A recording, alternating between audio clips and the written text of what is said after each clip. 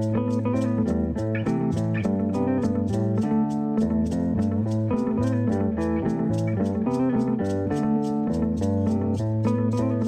to the Research Studio, the place where we talk to current doctoral students involved in practice-based, practice-led or practice-informed research in the arts. My name is Dr. Mark Wilsher and I'm based at Norwich University of the Arts in the UK. I'm an artist and academic involved in doctoral supervision, and I want to use my experience of making artworks and exhibitions to think about the different roles that creative practice can play within academic research. My guest today is Kimberly Shen, who is a curator and arts educator based in Singapore. Over the past decade, she has worked extensively with emerging and established artists from Singapore and Southeast Asia, curating projects at institutions including Shang Art Gallery, Starch, Centre for Photography and Film, and the Institute of Contemporary Arts, Singapore.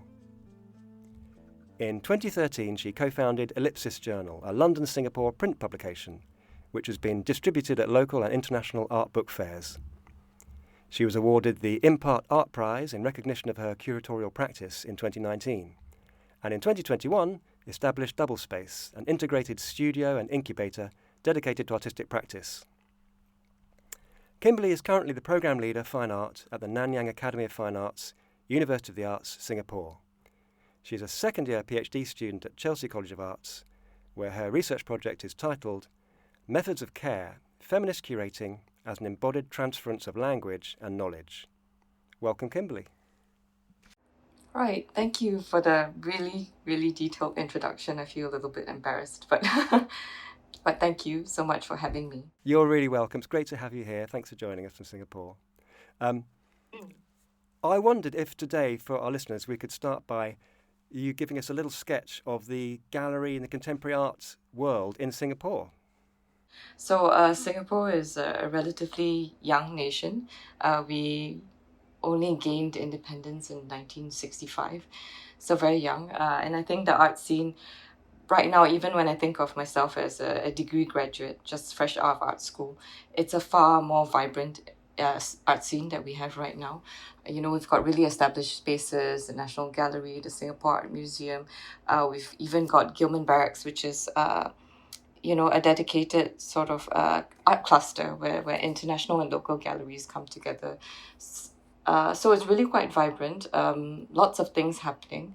But very often, I think as a researcher and practitioner, it feels like a lot of it's quite orchestrated, or there's always this tendency of pushing for certain practices and the funding framework. And I think I'm really, really also blessed as a local art practitioner. I think we do have very generous funding from the National Arts Council, but that also becomes a double-edged sword because it means, there is funding, but it's also dedicated to certain kinds of projects and practices. So it's always, I think, as a curator and educator, it's always about having to navigate around that, but also thinking about in my full-time work, working with diploma and degree students, how do we also prepare them to develop a sustainable practice in the ecosystem? So I think, there are all these intersections within that,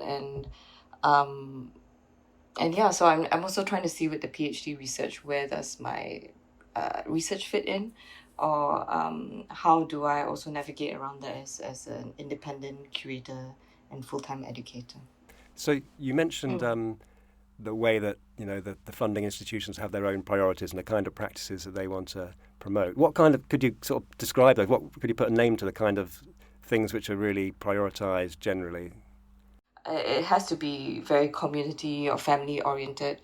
It needs to be very socially inclusive, and therefore things that maybe are a little bit more experimental, playful, things that are ground up in initiative tends to sort of be sidelined, or they have to take place in alternative spaces beyond that kind of main narrative that the government is trying to build.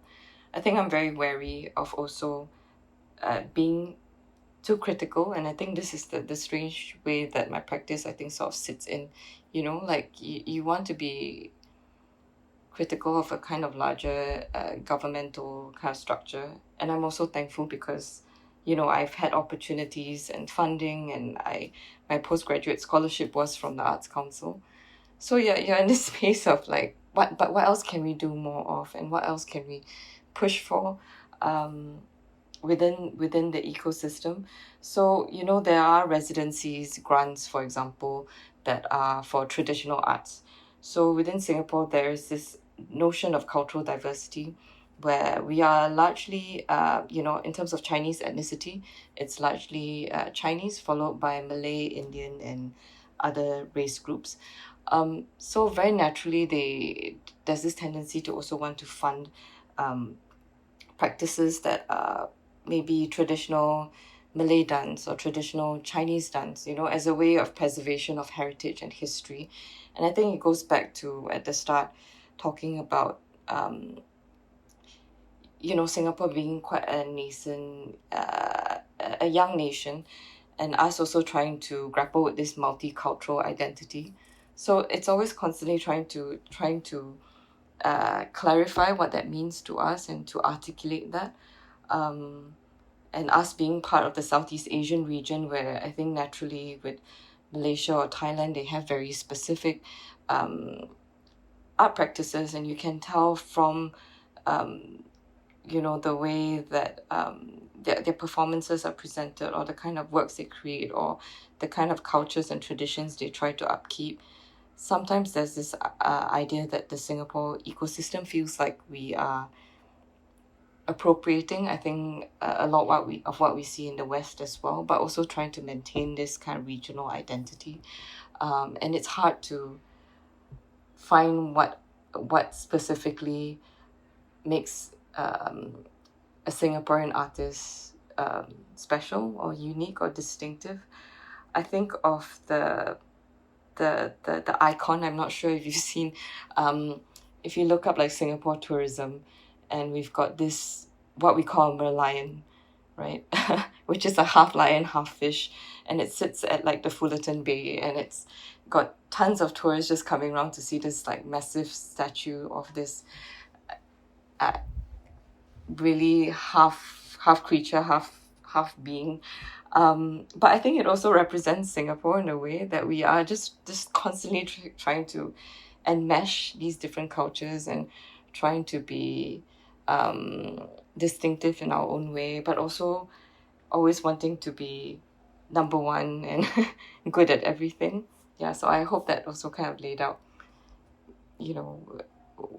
yeah. Is there a kind of an ecology of artist-run spaces and kind of these kind of entry-level art spaces for new graduates and emerging artists before they work their way up to the more bigger institutions? Definitely. And in fact, actually, that's one of the main reasons I started Double Space. I think when we first started the space, we came across this empty unit in Peninsula Shopping Centre. And just to provide some context, it's in an old strata mall in Singapore. And if you think about the kind of glitzy landscape and the towering skyscrapers of Singapore, Peninsula Shopping Centre really is very rundown. It's got an eclectic mix of shops that never quite open on time, and they close whenever they like.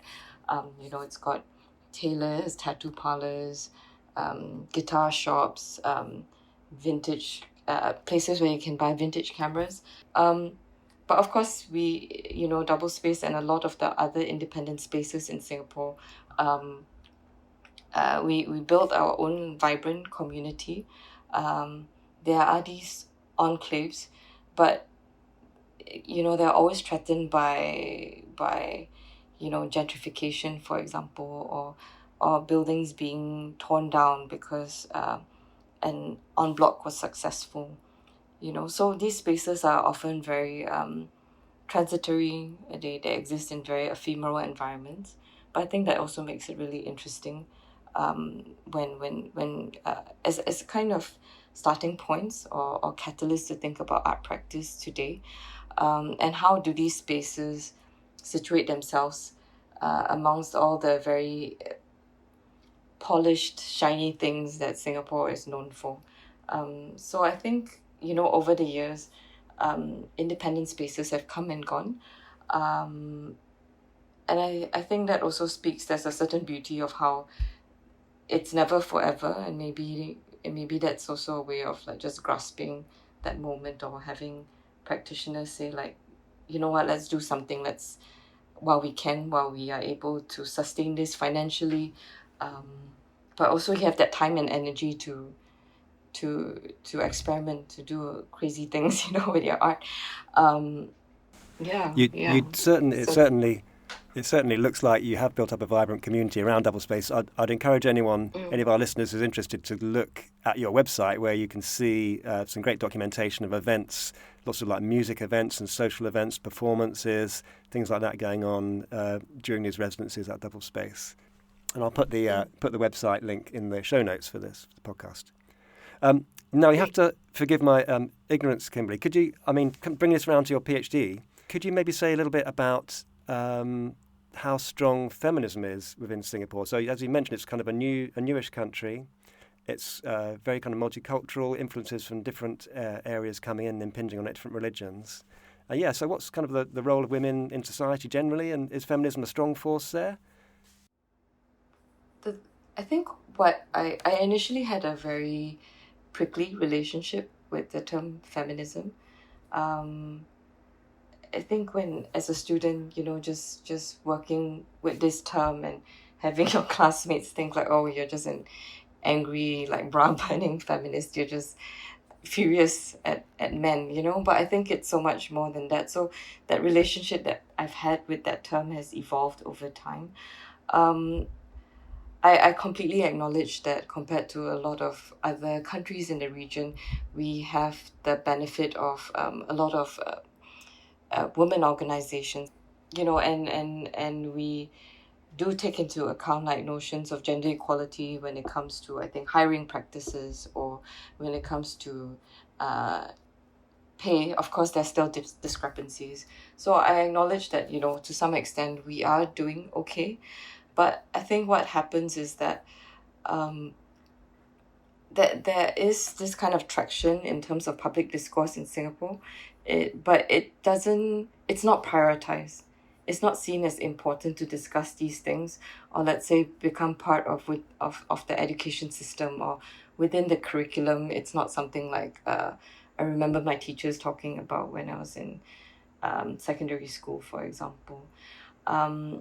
And even if these discussions do happen, very often they are undocumented or co-opted. There isn't this desire to value, I think, the labor of the feminist praxis.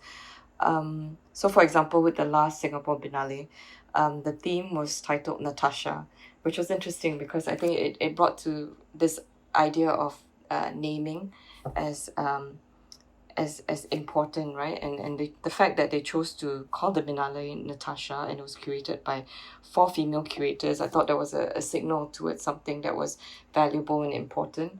But I suppose their approach towards that wasn't so much taking it from a gendered or feminist point of view, but they were considering like, okay, how do we embody all other practices? So I remember part of their exhibition catalogues had like an A to Z of Natasha, and so they started having a glossary of different things that were perhaps pertinent to our ecosystem, and telling of the Biennale at that point of time.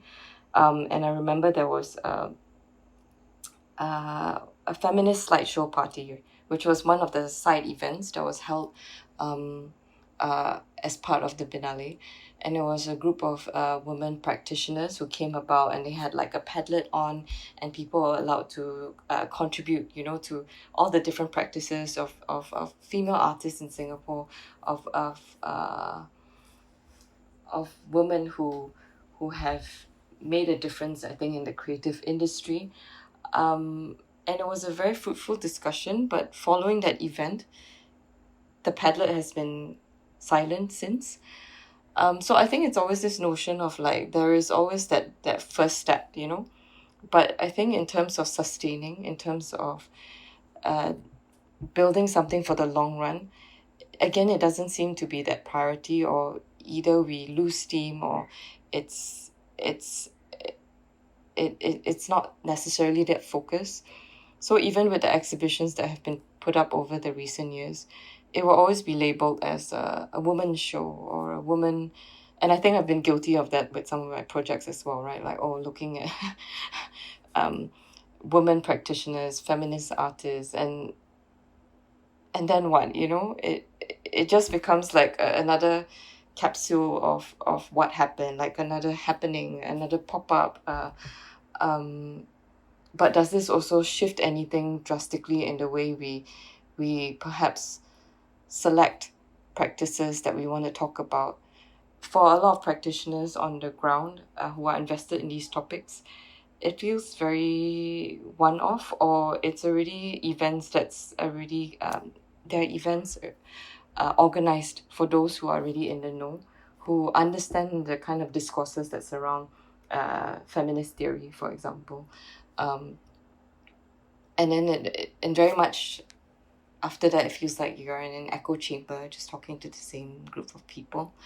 So I think like my relationship with the word feminism has also shifted because of that I'm not trying to look at it purely from a gendered point of view, but also through this idea of, I guess, if we see the world as it is and there are certain infrastructures that are built in place, then how do we dismantle this? How do we then reassemble this to make it a better world for us to coexist in? And this world then therefore is not something that's fixed, but also something that's a bit more fluid and porous. So I guess that's where I'm coming from within my research itself. So right now you are in the second year of your program, aren't you? And you're studying part-time. Yes. Yes. Could you say a little bit maybe about kind of what stage you're at? Like, what have you accomplished so far, and sort of what are you doing right now, and what are your next plans, your next step? So I think the first year of the PhD was really quite an experience for me.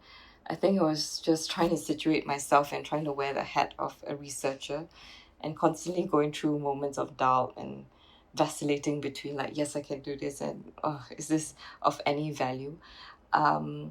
I think previously my research came from the perspective of, okay, I am a Singaporean Chinese female.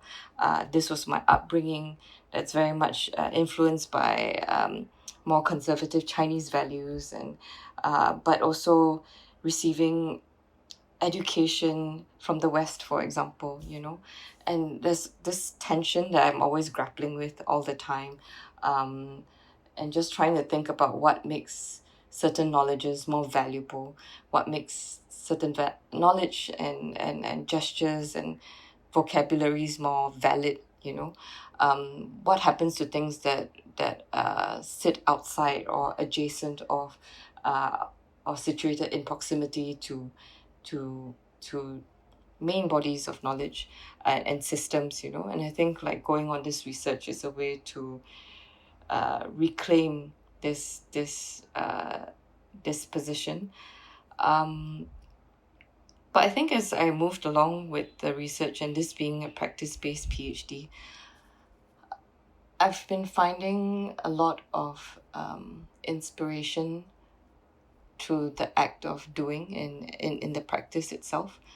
So previously I thought, I would be embarking on this thinking about, oh, okay, it's through the exhibitions and my work with women artists and those who are femme presenting, and this would be a way of like gathering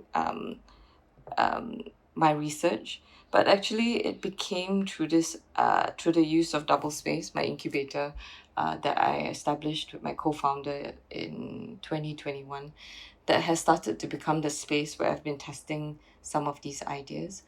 And so this idea of curating, and I had to reflect on what that meant to me. And I realized, like, obviously with the root word of curating means to care, for something, someone. And I've also discovered, like, through my relationships and my friendships established with the artists that I've worked with over the years, these are friendships of and kinships of trust, of kindness, of respect. It's reciprocal. It's a space where a safe space where we allow ourselves to be present for each other. And I started to think about this idea of building homes and houses of knowledge, and what would that mean and what would that look like. So obviously I think double space was obviously formed and established before I started the PhD. And I realized like, oh wow. And it hadn't occurred to me. It was actually during my PhD interview that my interviewer said to me, actually, you're asking all these questions through double space. And I think it really stumped me for that moment, because I don't know why, it just never occurred to me that the very thing that I was doing so reflexively, so instinctively, providing a home, a space, an incubator for artists to think about resting, playing, making mistakes, has become the space that I'm asking these questions. So a big part about the double space is we run a residency program which is very much focused on process. And we are independently run, so we do not get any funding, and it's a very intentional decision we made, because it's enough for artists to think about, okay, if I'm given the space, what kind of measurable outcomes do I have, or like Singaporeans like to use this term KPI, like what are the key performance indicators, right? And like, if I don't have to think about that, if I have to think about art making differently, how would that look like when I'm allowed to just be? And even if there's nothing that happens at the end of the residency, what would that also mean? So I think it's also providing the artist that kind of agency to decide and design the residency that way. We also acknowledge that a lot of the practitioners who sign up for the open call, they might not have the luxury of taking 1 month off work or 2 months off work to actually be in the space all the time. So I think this designing the residency with that kind of flexibility was something that really was important to us. And it reminds me of that question you asked earlier about supporting young practices. So between my co-founder and I, we're both full-time educators, and my co-founder Seb is trained in coaching methodologies, and there's a very ontological method of coaching. So during these sessions when the residents are in double space, we do have certain check-in points for them, where they speak to both Seb and myself separately. So Seb's session is focused on personal development, and having these very candid conversations about professional practice, and how do you sustain that. Whereas like the sessions the artists have with me are more focused on the curatorial, right? So really unpacking these ideas that they were thinking about while on residency or even before that. So with these 2 sessions together plus the residency space, we're trying to see how is it through this care as an action or care as a framework of as a way of thinking about knowledge making. How do I say this? Thinking about how these care practices also inform the way we think about contemporary art discourse and art making. So I think that's where my research has kind of gone into right now. At Double Space, you run a series of sort of 4-week-long residences, is that right? And there's, Yes. you mentioned it's in an empty unit in a shop. It's actually a really nice looking space from what I've seen online. Nice windows. The floor is kind of interesting. And do you offer sort of residential facilities? Are people coming to stay with you or in the space, or are they just travelling in kind of each day? So what we do provide is, 4 weeks you are given the space. We provide like utilities for you in terms of like electricity, Wi-Fi. We do not provide an honorarium, but I think what we do offer is the time we spend with each resident. Something I do want to add is that part of the selection process of the residency is we do meet all the applicants that respond to our open call. I think this is a way for us to kind of counter the colder clinical processes that I think a lot of the larger organizations have. Sometimes you send out an application to an open call and you don't necessarily get a response, and you don't quite know why. So we do meet everyone, and we also want to make sure that we share like what the residency is about. So you also understand that the residency is mutually beneficial, you know what you've signed up for. And I think it's been very helpful, although very labor and time consuming. But it helps to clarify a lot of questions between us and the applicant. It's been really helpful as well. So yeah, that's the kind of framework that we provide each resident at this point. And I think the check-in points and what I've discovered, like the conversations with the artists have been increasingly valuable. And that's something that I've been trying to think about, like in terms of how do I document this, how do I make this visible? Because as a curator, sometimes the work that you do is so invisible, so precarious. And how do you measure that? How do you quantify that? And typically you think about, the exhibition is a visible output, or writing a curatorial essay, doing the catalogue, facilitating an artist talk, a panel presentation or discussion. But I'm also trying to think about what else can I do as a curator. And I do find actually these meeting points with the artists more valuable than what we eventually put up, and I think that's I think the core of what I've been trying to ask is how do we make a lot of these embodied sort of knowledges more present, and valuable, and acknowledge the importance of that.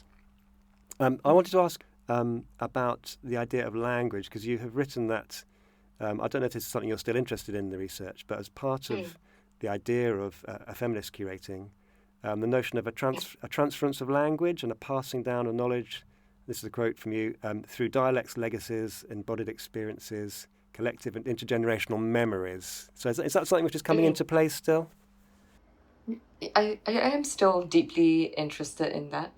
But it's strange because, and I'm sure a lot of other PhD researchers relate to this. Like as you start reading about something else, sometimes these things get left behind. But I think this still very much informs the work that I do. So for some context, I am a Chinese Singaporean.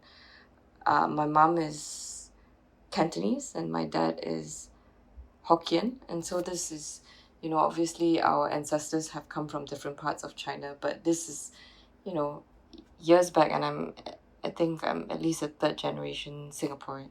So it always makes me wonder, what does that mean to me? My mother tongue is Chinese, Mandarin, and I'm not really good at it either, even though part of growing up in Singapore meant that you had to be bilingual. So we had both English and Mandarin lessons in school.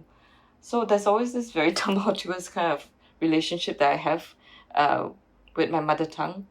And I think of my mother tongue and my relationship with my mother, and that's also very precarious, because she was the one who ran the household.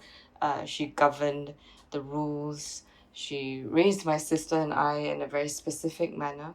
So I think this idea of the matrilineal, the woman's experiences as coming to forefront to prioritize those narratives, I think this has always remained a starting point of what I do. But I think in terms of language, I'm trying to think about it also in terms of, not just in terms of like a kind of strictly formal sense, but also in the kind of gestures, in the everyday vernacular that has been carried out in the work that we do. So I think that part I'm still trying to figure out how this all fits into my research. But I am still deeply interested in that, and what does this mean also thinking about my position as someone who has chosen to do a PhD with um, a UK university, for example, and I think I appreciate a lot of these opportunities to talk about my work to different audiences. But I think I'm also learning how to situate and position this in a way that there's a kind of clarity, accessibility, but also not to downplay the significance of the work that I do. So I don't know if that answers your question in any way. I think it does, yeah. I mean, I wonder if, do you think that the sense of language or a matrilineal language that you talk about, is that what maybe is going to bring a sort of a unique flavour to the kind of feminist curating that you perform, that you conduct in the end? Definitely. So I'm trying to see how that informs the way I approach my curatorial practice. So I was not formally trained in curating. I didn't take an MA or BA in curating. And I found myself through this practice because I was just trying to figure out, I like to write and I appreciate image making, but is there a way that I can marry these two? And, as a younger practitioner in my 20s, I found myself enjoying this idea of working with artists, organizing, self-organizing, in fact, and establishing these relationships, building narratives. And I thought, like, okay, maybe curating is something that I'm trying to understand what that means. So trying to understand who I am as an independent curator versus an institutional curator was something that I think the research is helping me do. So definitely going back to your question about this matrilineal framework or that kind of lineage of wisdom that we carry on through the way we were raised by our mothers, our grandmothers, for example. Is this also my approach in the way I've been speaking and working with artists and in terms of places of care, and care is not always seen as a very wholesome, warm, fuzzy feeling, and sometimes care is also seen as a very sticky, abject, not so pleasant thing. It's also very messy.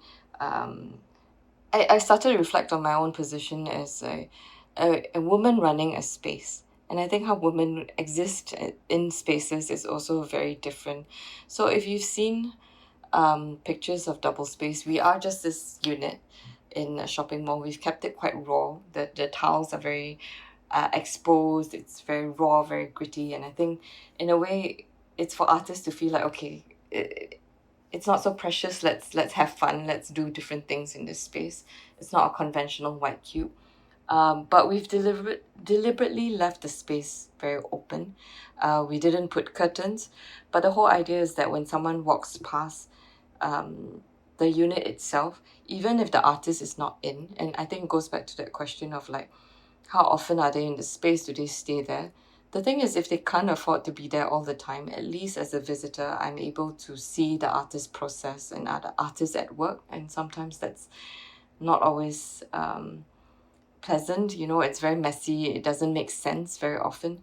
And it's not always about what's already within a space with proper lighting and an artwork label. So I think the idea of like being a woman running the space has been interesting for me because, and it's happened, and this is a recent reflection that I wrote to myself, was that we realized that most of the applicants who apply for double space residencies, and I don't know if this is because of the theme, have been women or femme presenting. I don't know why. And then it's also interesting that the female practitioners are just always happy to have space. They say like, this is so valuable for my practice. I feel so relaxed. There's like a kind of coziness. I feel at home in the space. A lot of them, like the movement practitioners, they would clean the space and then they'll lie on the floor. They would take naps. They were really at ease. But in the past 4 cycles, it's always been the male practitioners who say to me, I feel very exposed in this space. I feel like I'm being watched. All these people walking by and they're looking in. It's weird because, like, when we think about ways of seeing and the idea of gazing, and it's always like women who feel like they're being watched. And yet at the same time, it's always the male practitioners this time who say like, I want to work and do my serious artist work without being watched. I need to go into my cave of some sort. So it's made me also wonder, like, has the space, even the environment, and has that been designed also through a certain perspective without me realizing as well? So yeah. As you were talking there, I was just reflecting on the notion of curating in general, and we could both probably name a bunch of like superstar curators who are men out in the world. But I mean, in the British context, at least, curation has often always also been an area of work where women have done really well and really performed, and there's a whole kind of tradition of really strong matriarchal curators in Britain, going back 30 years or more. And indeed, many of our main institutions are now or have been curated and directed by women. And I wonder again if there's some interesting connection there between, like you say, the notion of curation as some kind of care or taking care of. I mean, maybe that's too reductive, but it popped into my head, and I kind of was reflecting on that as you were talking. But I think it just goes back to this importance of like, there are certain entrenched hierarchies and gendered expectations. As a woman running a space like this, like, oh, how are you doing? How are you settling into this space? Yes, like, let's put up the publicity for your event, or like your Wi-Fi is down, like let me go and fix that, and you suddenly become this like housekeeper of the space, and there's this expectation for you to do so. So yeah, it's been reflecting on that, but I think it goes back to your question, that there are a lot of amazing women curators, and I completely agree. And I think a lot of my contemporaries in Singapore who are institutional curators, a lot of them are women, femme presenting, identify as female, and they're all doing really great work. But there's something that I've also observed is there is also this desire to emulate what's already been done, or how things are already talked about in a specific way. And I think a lot of it is also very much systemic, a part of the institution that they're in. So even though they are within it, I think doing the work, I think shifting expectations and to think about them as individuals versus the organization, which is often run by boards, by senior management who have certain priorities, and there's a mandate, a kind of agenda that they have, kind of shifting that narrative of even the way we collect, the kind of shows we bring in.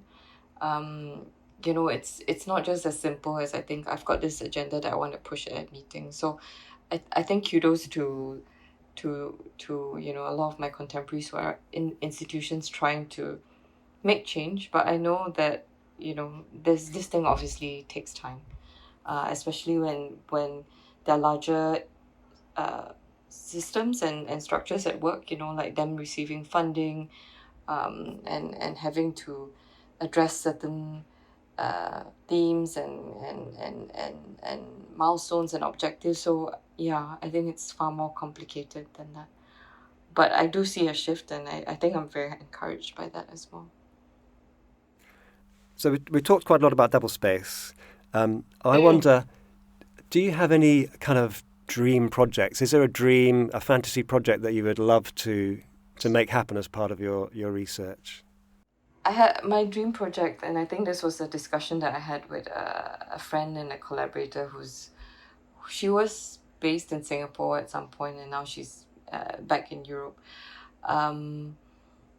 But we were hoping to establish a kind of platform for feminist discourse and critique, and I think likely it would be an online platform. It might function as a journal or kind of online magazine even, and hopefully this, if in a way I could work with a a programmer that can make the site dynamic and because it's this idea of this dynamic living thing that's helping to archive and to make sense of feminist practices, firstly in Singapore, but also within Southeast Asia.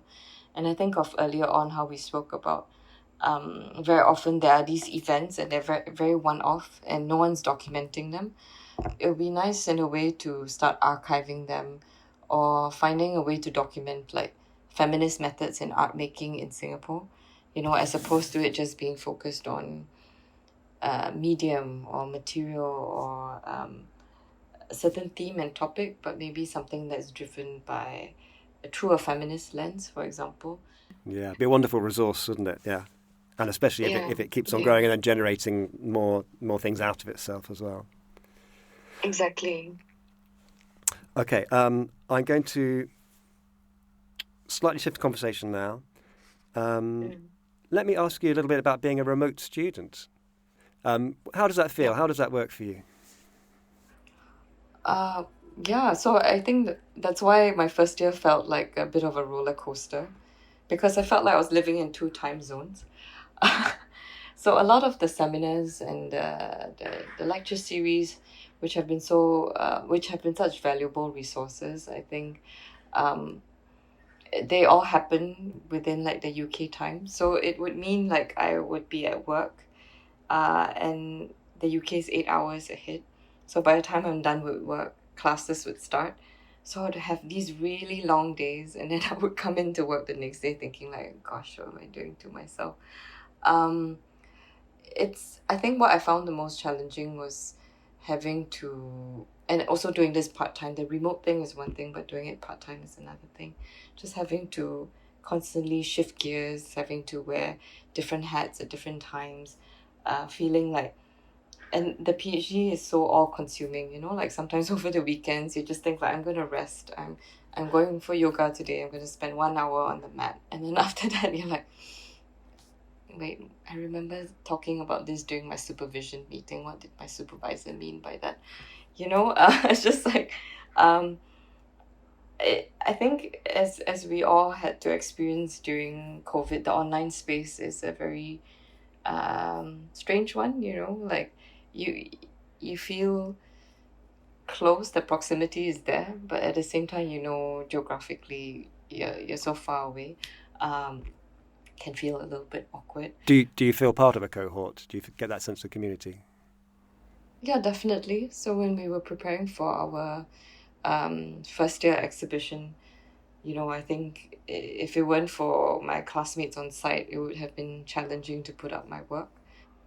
But also being here and being outside of the UK has also given me that kind of clarity to realize like, okay, I am coming from the position of someone who practices in this part of the world. And like I mentioned earlier, it gives me that opportunity to be able to frame my research for different audiences. I think it goes back to that initial part of our interview and conversation today where, you asked about the Singapore landscape, and I wouldn't need to explain that to someone who's based here. They would completely understand the quirks and nuances of being Singaporean and having to deal with all the measurable outcomes and the expectations that are laid out to practitioners. So it's made me acutely aware that I need to constantly frame my research in a way that to demonstrate its significance despite coming from another part of the world. And I think being a remote learner has really challenged me and encouraged me to do that. So we've talked quite a lot about the projects you've been involved in, and now thinking about the future. So your completion date is scheduled for possibly middle of or the late 2028. It's quite a few years off still. But at this stage, do you have any idea of what kind of form your final thesis might take? Yes, it does seem quite far away, but also threateningly near. Like I can't believe I'm already in my second year and also slowly moving midway through my second year. I guess going back to that dream project that I mentioned earlier, I hope that, it does, maybe that can be a test for that dream project in a way, that perhaps I can establish a platform, and the platform could be a physical space, could be a publication, it could be a website of sorts, an online resource, something that encapsulates the feminist curatorial methods that I am trying to uncover and document through this process of working with the artists in double space, but also the artists that I work with independently, in terms of, the practices that I am interested in. And also hoping to reframe the way we think about curating as opposed to one that's merely about organizing and building narratives, and but also how do we acknowledge the invisible work that takes place, like you say, and all these things very often don't get noticed, and unless you write an essay about it, hopefully this platform that I build by the time my PhD is done can help to encapsulate all these things that I've been thinking about, like the ideas of how do we make knowledge visible, how do we build upon that, how do we I guess goes back to that title that I have, right, like this embodied transference of knowledge and language as well itself, like how do we make this kind of embodied tacit knowledges legitimate and valid in the work that we do. So I hope that platform is able to encapsulate that. I think that's a really great place to stop. So I just want to say thank you so much for joining me today, Kimberly. It's been a great conversation. Thank you.